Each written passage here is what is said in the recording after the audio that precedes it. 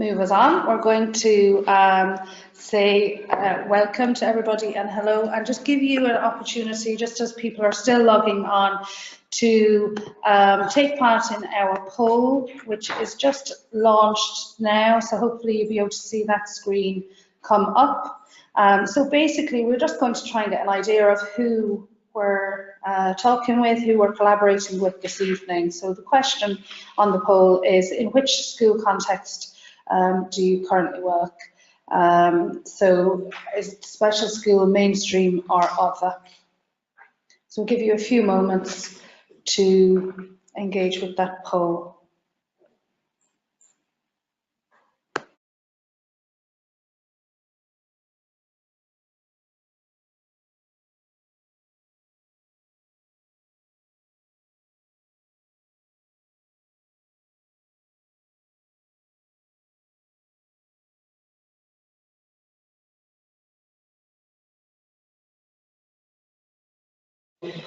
Okay, thank you for doing that. The poll is an interactive, I suppose, an interactive mode that we can use throughout the webinar, and there will be other interactive moments, so we'll, hopefully all will go well. We can see that with the majority of teachers, majority of people that we're talking with are from special school. We also have mainstream colleagues here as well, and some from other sectors. So there will be an opportunity to, the poll has just been closed, that's great. There will be an opportunity for us to interact a little bit more throughout the presentation.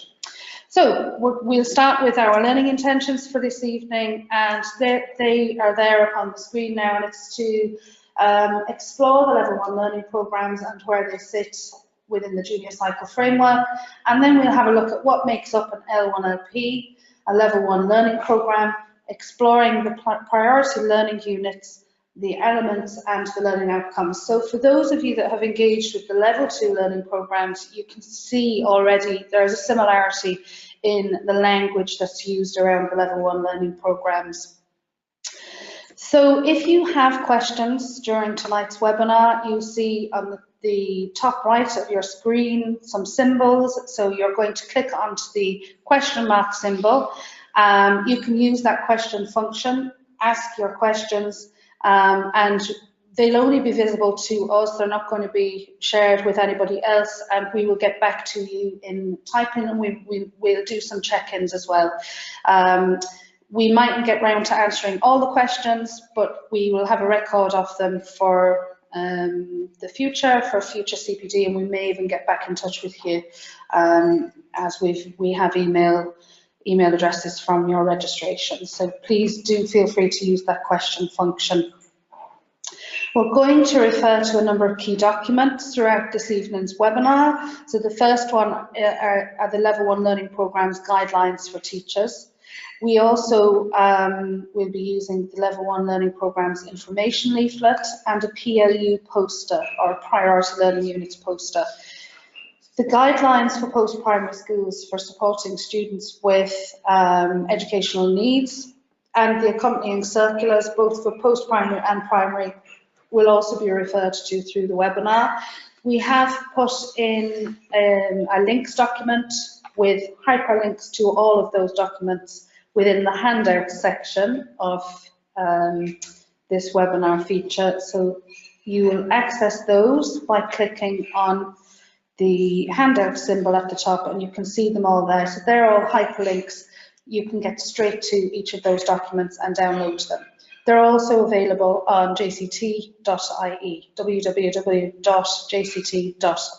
underneath the L1LPs section. So we always start with the junior cycle framework, and we already said one of our learning intentions was to explore where the Level 1 learning programmes fit within that junior cycle framework. So just a reminder to you about the 8 principles and the 24 statements of learning and the 8 key skills, which are the new curriculum, the new junior cycle curriculum. And those 3 areas are enacted and embedded through this blue line. And as you can see, it's a different diagram. We're thrilled to be able to share this with you because now we have the Level 1 learning programmes up alongside the Level 2 learning programmes. We also have subjects, wellbeing, short courses, other areas of learning, and of course, assessment and reporting within the junior cycle has also evolved and changed. Tonight's webinar, we're going to be focusing on the curriculum, the Level 1 learning programmes, wellbeing, short courses, and other areas of learning. By showing that students who may be following a Level 1 learning programme will be engaging with principles, the states of learning and the key skills, aspects of the Level 1 learning programmes, possibly parts of the Level 2 learning programmes where appropriate, where when students are able, and they will also engage with wellbeing, short courses and other areas of learning. The assessment and reporting, we'll take a look at that and what that is for a Level 1 learning programme, and we'll consider that as we move forward throughout the presentation. So the junior cycle is now available at 3 different levels. So our subject specifications, they are broadly aligned to indicators on the National Framework of Qualifications at Level 3. The Level 2 learning programmes, the learning outcomes within those Level 2 learning programmes are broadly aligned to the Level 2 indicators, and the Level 1 learning programmes are broadly aligned to the Level 1 on the National Framework of Qualifications. So we now have a junior cycle that is available for all students to access. So one of the questions that's come in is how are the Level 1 learning programmes different to what is out there already? So we'll see in a few moments that the Level 1 learning programmes were designed for a very specific cohort of students who would find it very difficult to access content of subjects that are broadly aligned to Level 3. So the Level 1s are now an accessible programme in terms of content and in terms of meaningful content. And we'll see that as we engage with the priority learning units in a short while. So the intentions of the Level 1 learning programmes are to provide a broad and balanced, age-appropriate and meaningful curriculum for students who have learning disabilities within a specific range. So students that would be following the Level 1 learning programmes would have a learning disability within the low, moderate to severe and profound range. I suppose another intention of the Level 1 learning programmes is that the learning that these students undertake in an authentic manner is broadly aligned with the NFQ indicators at Level 1, but students will receive a junior cycle profile of achievement. They will receive a document that acknowledges learning that has happened within their junior cycle years within the school and for the programme, the parts of the programme that they have engaged with.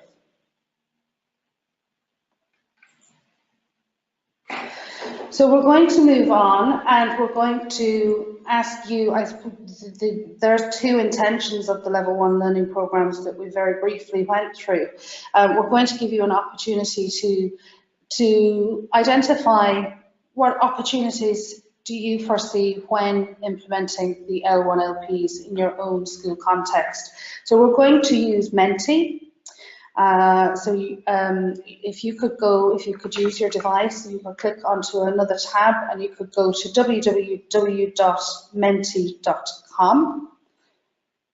And when you get to menti.com, you'll be asked to add a code. So the code is 311042.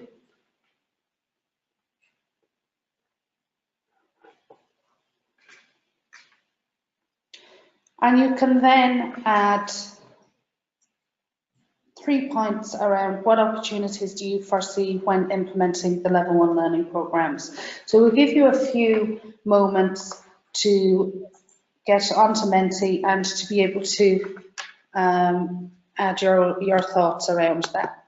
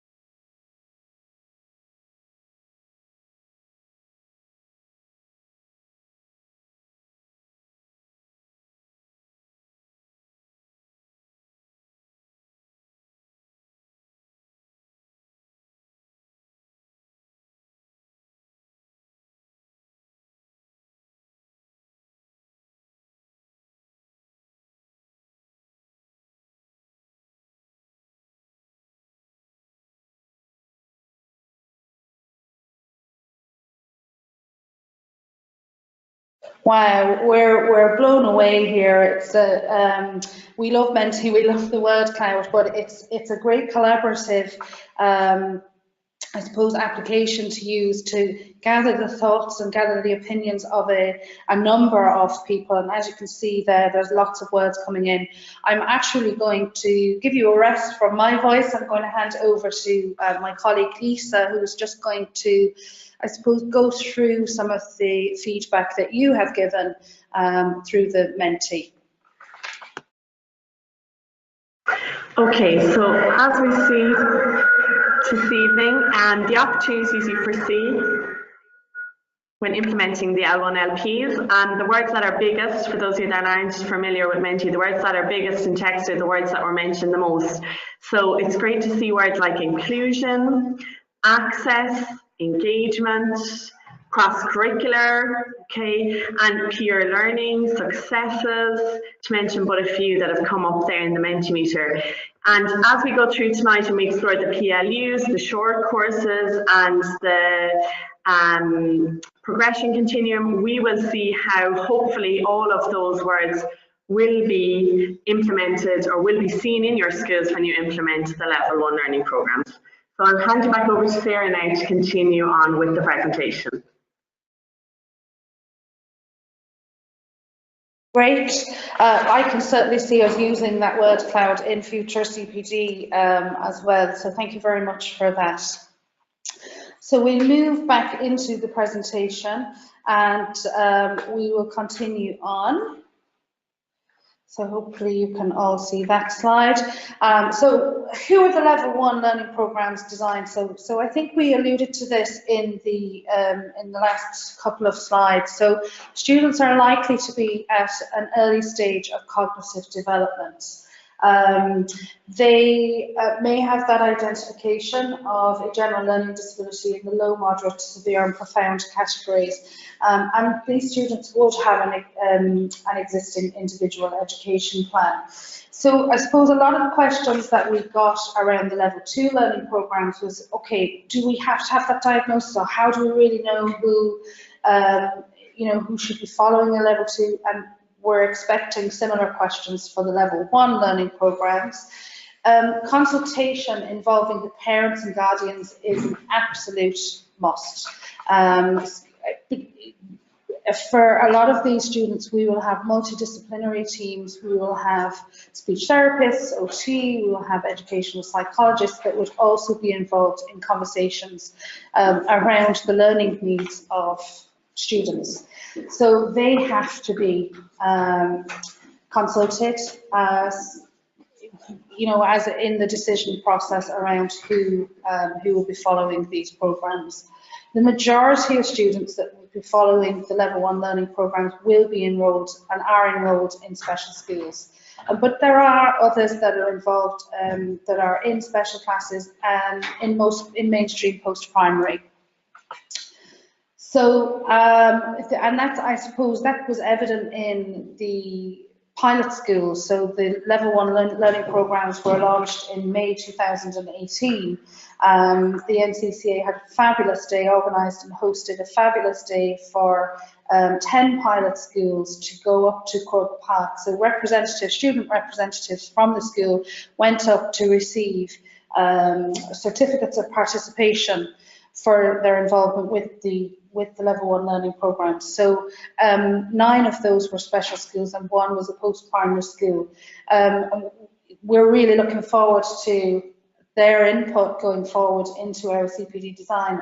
They also, along with the NCCA, gathered exemplification material, so we're looking forward to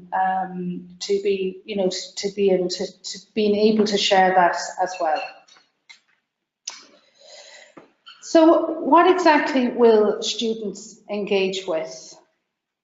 Well, as we highlighted in the previous slide, all students that will be engaging with the level 1 learning program will have an individual educational plan. Okay, they will have very specific, they will have very specific learning challenges and learning needs, okay? So they will have an individual education plan, and all of what happens for them in school and in their classrooms and in the general school community will come from this individual education plan. So they will have the opportunity, because the level 1 learning programs now exist, to engage with priority learning units, of which there are 6, and we're going to explore those in a little while. They will have the opportunity to explore short courses. There are 3 short courses at the moment that have been developed along with the NCCA, so I know that's one of the questions that has come in already. We're going to tell you what those 3 short courses are and where you can find them in a short while. They will, if we think back to the structure of junior cycle, there is an emphasis on other areas of learning, and students will have other areas of learning outside of the priority learning units and the short courses, and of course these need to be encouraged, explored, developed. Wellbeing is not a new component, but it's a focus that all schools are looking at. So students within this category will have specific well-being needs, and you'll see from one of the priority learning units that focus on well-being is explored within a priority learning unit, but there may be other things that are happening within the school day that are meeting the well-being needs of students, and that's to be encouraged. All of whatever it is that the students are engaging with in those 4 areas will stem, as we said, from the individual education plan. And the planning comes from that, student-centred, individual targets, and so on. So we have 6 priority learning units as part of the level 1 learning programs. So if we had you in front of us, we'd be asking you to tell us or to share with us what you think the names of the priority learning units are by looking at the visual symbols. But we don't, so we're going to tell you, we've got communication, language and literacy. We've speech bubbles to identify that. Numeracy, and we've a euro sign and a plus and a minus sign. Physical education is another PLU, and we've got a football to demonstrate that. Personal care, and you can see there well-being, and we've a toothbrush and a toothpaste there in that graphic. The arts, and we've got the drama, sad and happy drama mass, and then being part or being in the community as the sixth PLU. So for those of you that are familiar with the level 2 learning programs, you'll notice that there isn't one of the PLUs from the level 2s there, and that's preparing for work. But we are delighted, and I think the teachers within the pilot schools were delighted to see the arts there and also physical education. So we're going to explore the priority learning units in a little more detail, just so you can have a look at some of the actual content of that PLU. So each PLU has a number of elements. So it's very similar, again, to the level 2 learning programs. And each element has a number of learning outcomes. And learning outcomes are statements of learning which specify the knowledge, skills, attitudes and values that students should be able to demonstrate after a period of time. So like junior cycle subjects, like the level 2 learning programs, it's envisaged that the learning in relation to the level 1 learning programs will take place over the 3 years of junior cycle. So we're going to give you an opportunity now to engage with, or have a look at, explore for yourselves, take a little bit of time to explore the PLUs and the learning outcomes. So as we said at the beginning, we've given you a direct link to the PLU poster and to the guidelines. So if you click on the handouts symbol at the top right of your screen, you should be able to click onto either the guidelines or the PLU poster, open it up. So what we're going to give you the opportunity to do, and perhaps maybe you're already running these PLUs in your classroom, so you'd be familiar with them anyway. Some of us may be only starting out on our journey of the level 1 learning programs, given that they were only launched in May. So take a few moments to look at the learning outcomes within a specific priority learning unit on the poster or in the guidelines it's included in the handout section. And our question to you then is, are these learning outcomes or the PLU in action in your school already? And if so, how? And we're going to ask you to go back into Menti in a few moments, where you can document how that might be happening. So I'll just recap. Have a look at the learning outcomes within one priority learning unit, and ask yourselves, that you can access through the handouts section, ask yourselves, are these learning outcomes or the PLU in action in your school already? And if so, how? So we'll give you about 4 minutes to have a look at that.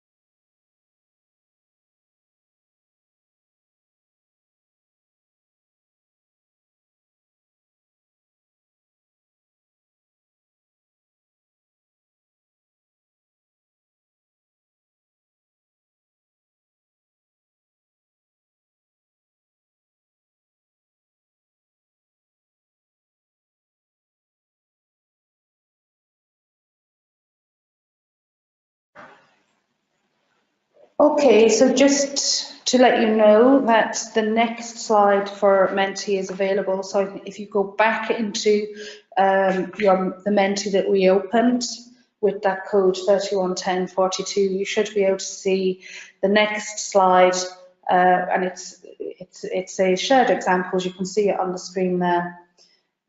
Shared examples. So if you want to share how the learning outcomes or the PLU is in action in your school, you can do so there. We can see some coming in, which is fantastic. Don't worry if you're thinking, oh, it's not, because as I said, everybody is at a different stage on this journey. So tonight could be just the fact that you heard that they exist and you've come to get more information on what they are, and you know, other schools may have started using them already. So this is just an opportunity again for us to build collaboratively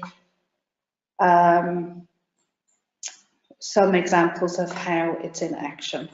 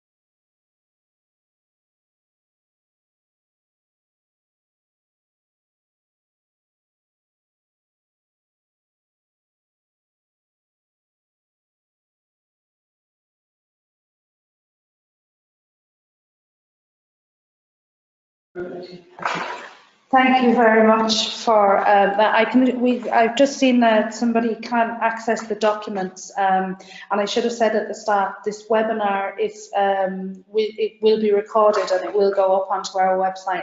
Any webinars that we have done previously in relation to the level 2 learning programs, they are up there on the level 2 section. And going forward, anything that we put that we work with teachers with will be up on the website. So that's www.jct.ie. So I'm aware some of you cannot access the documents. As we have said, they are all available on our website or on the NCCA, curriculumonline.ie website as well, under junior cycle and then under the level 1 learning programs. There's loads of ideas here coming up. This is actually our first time to use Menti in the webinars as well, and we were just commenting how effective it is in that it's great to hear voice. I know it's written voice, but it's great to hear about all of the effective practices that are going on. And I think one thing that many of us might find reassuring is that it's already in practice in schools. And you can see some of the comments around that. So that Menti is going to be kept open. I'm going to go back into the presentation and you can carry on adding to that Menti if you didn't get the opportunity to do so within the time. We will take screen grabs of all of this and be able to share that with you as well going forward. So I'm just going to go back into our presentation here. So we're just going to think about how we might use the priority learning units in terms of planning. So there's 3 things I suppose that we have to consider, and that are what are your students' needs. Where, you know, we might we'd like students to experience all of the learning outcomes within a priority learning unit, but specifically, you know, for the students that we're talking about, there will be, they will have specific needs and there will be specific learning outcomes that are suitable. A level 1 learning programme is an unconstrained award, so there's no, you know, it's any and all learning that is recognised. So there isn't that moment of they have to achieve all of the learning outcomes. Okay, it's more about student-centred planning and really focusing in on the most suitable learning outcomes. And we'll be discussing this in more detail on a full day CPD that will be available from January onwards. We'll talk to you about that at the end. So there's I suppose, a question down there at the bottom arrow: what PLUs, which PLUs and which learning outcomes are suitable? And the bottom arrow: where is their current learning on the progression continuum? So let's have a look at something that's in the level 1 learning programs that's not there for level 2. So this will be brand new to all of us, and that is the progression pathways. So the progression pathways are really there to support teachers in keeping track and understanding the journey that a student is making and where they are at on that journey in relation to learning outcomes that they're working towards or learning experiences.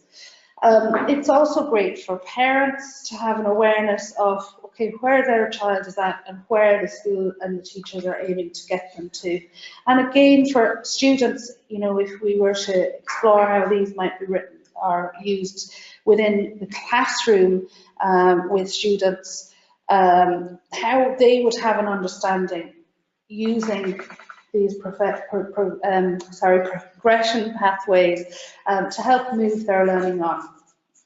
So the continuum the progression pathways are set out into 7 pathways, so you can see them down the left-hand side: experiencing, attending, responding, initiating, acquiring, becoming fluent, and generalising. So for each of those pathways, there's a descriptor which outlines what is involved at that pathway.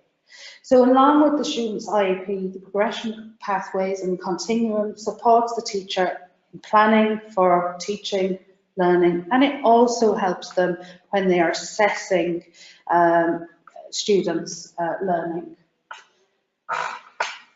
So let's have a look at the pathways broken down. We've got the 3 pathways there: experiencing. I'm just going to give you a moment to read the descriptors.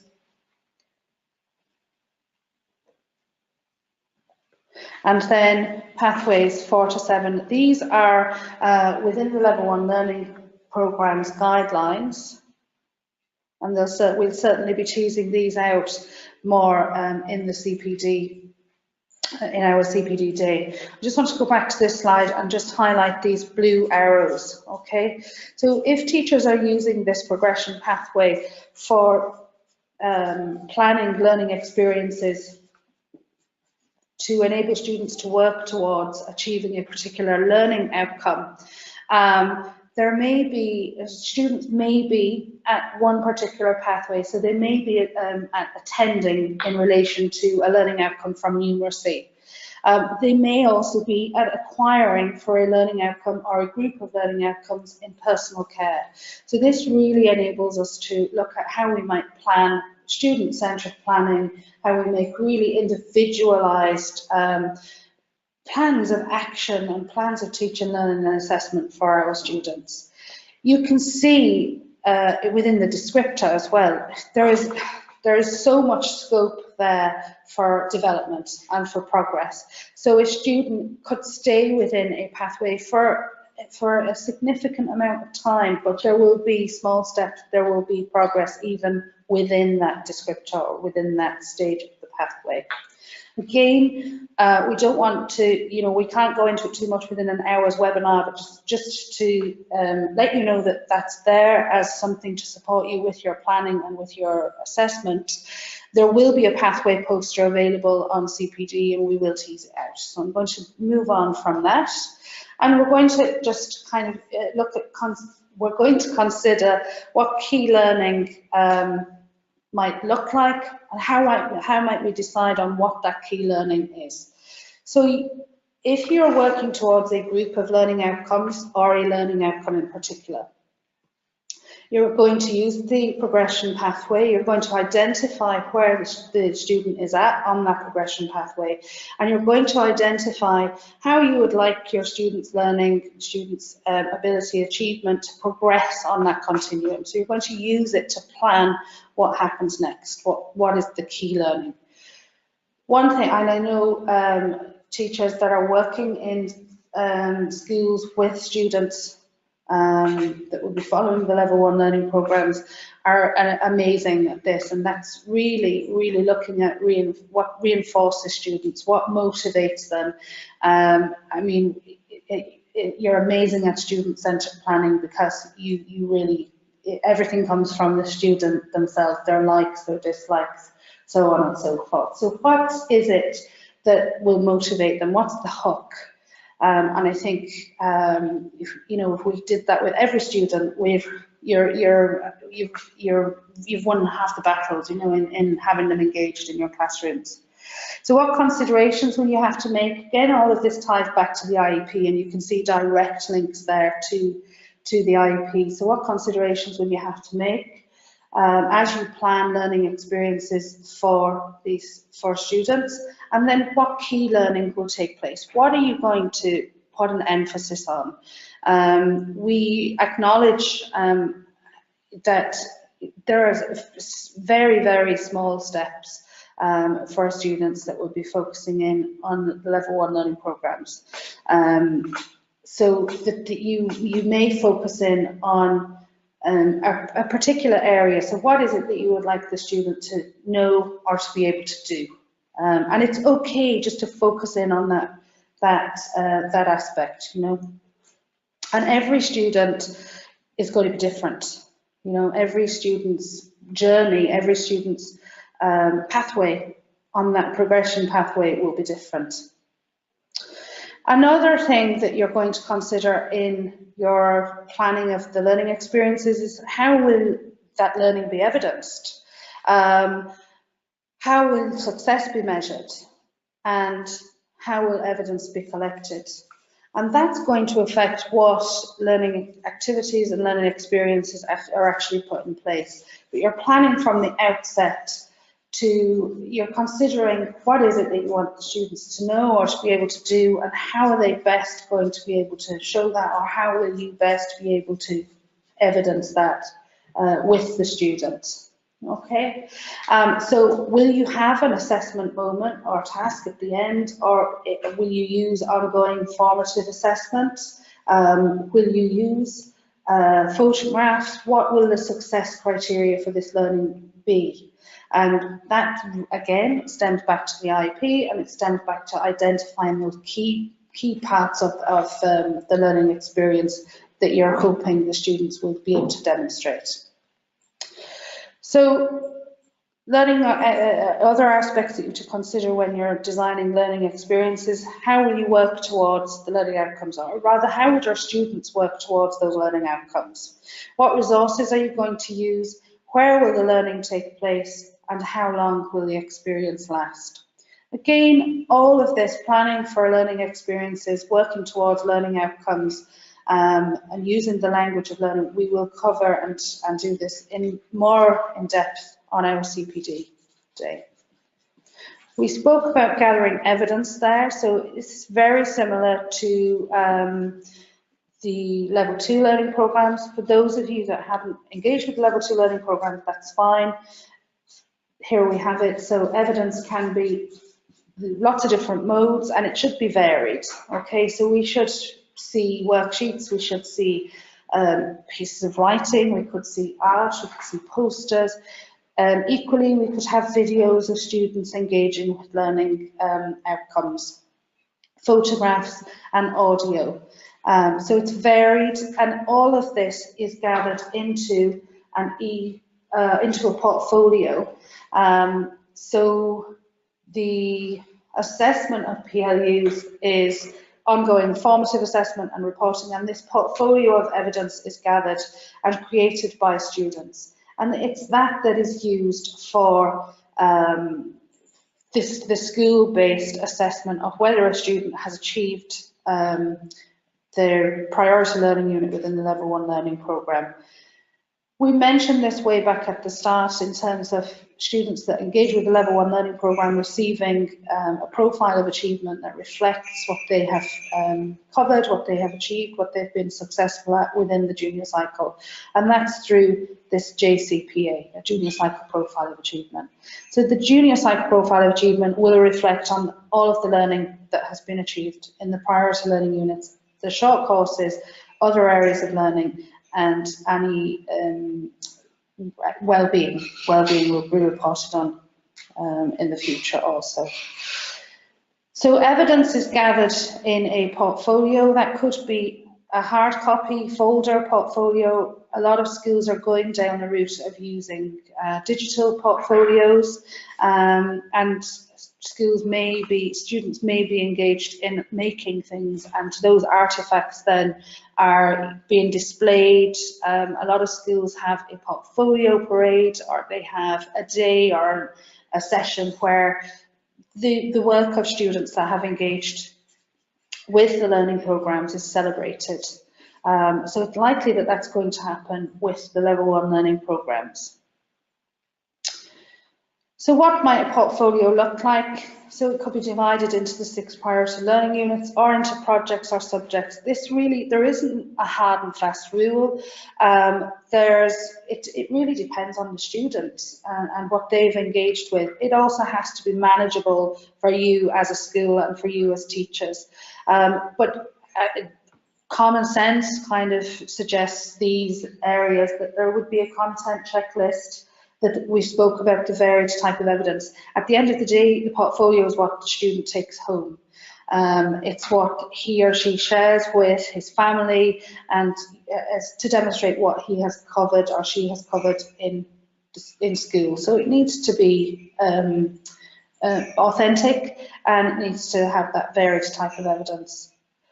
So it needs to be user-friendly, it needs to be the students' work, it is what we use to assess whether students have achieved. It could show progression, hopefully it does show progression, and we will see feedback throughout the portfolio also.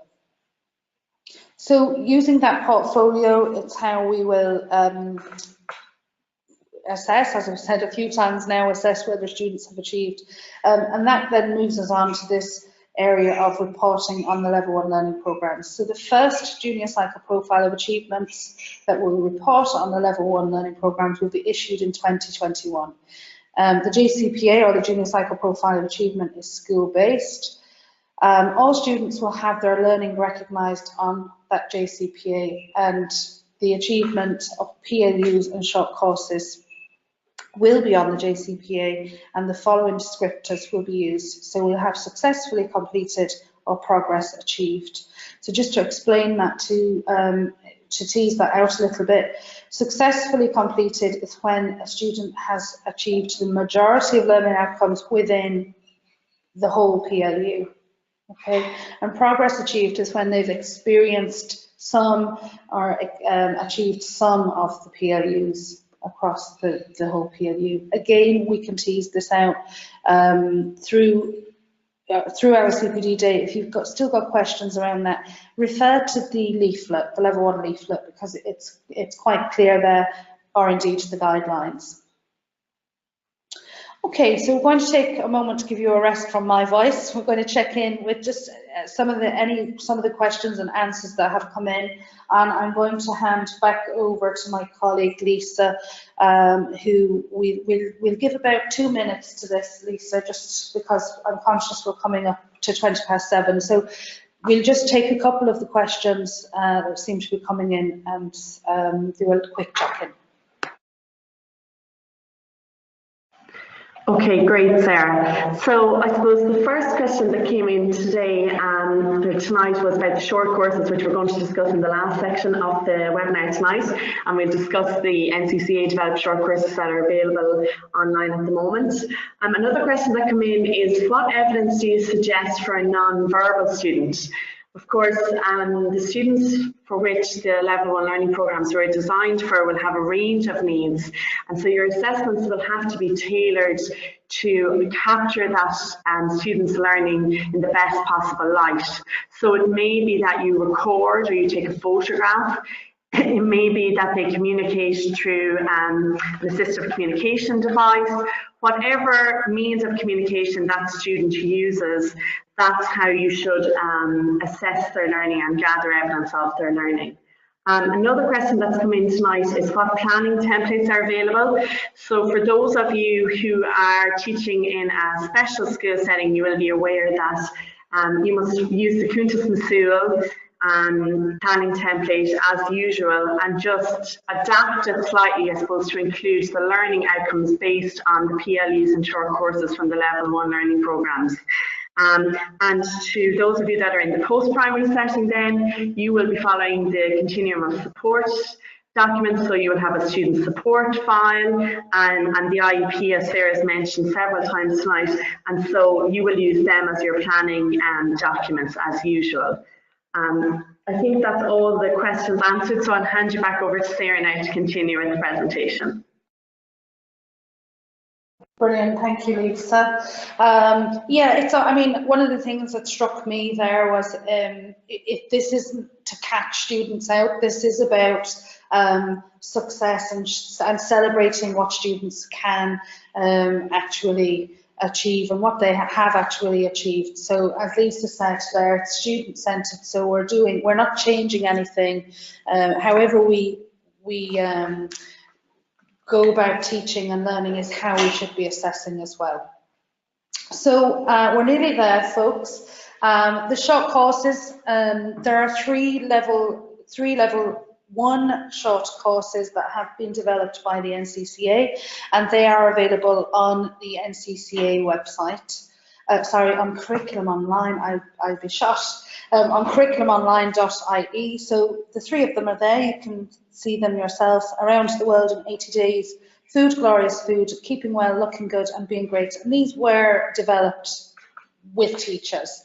So they have come from existing practices in schools. They sound fantastic to me, and we really look forward to exploring them in more detail.